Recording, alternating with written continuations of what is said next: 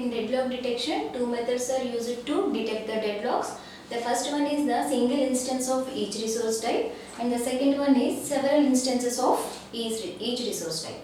In the first one, the single instance of each resource type, in this we use the wait for graph to detect the deadlocks.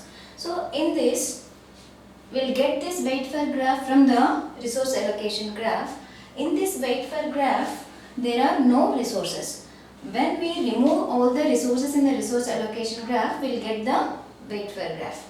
So observe in this, in the wait for graph, let us consider the one edge, the process Pi to the process Pj. This means the process Pi is waiting for the process Pj to release a resource that needs a process Pi.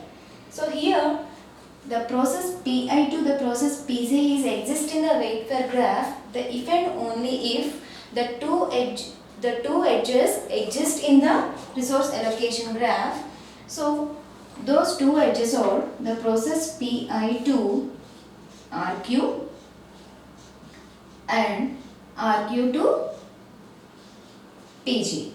The edge, the process Pi to Pj is exist in the wait for graph if and only if there exist the two edges in the resource allocation graph, process Pi to Rq and Rq to Pj for the same resource type Rq.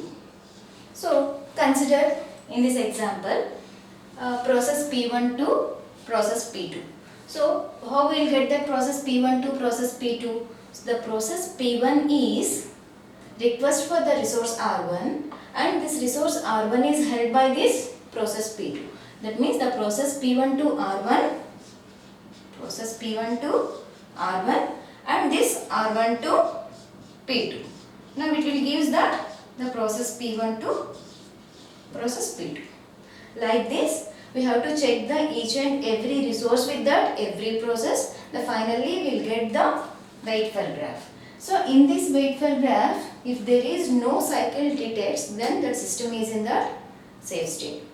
So like that we have to check that we can detect the deadlocks in the system by using this wait for graph.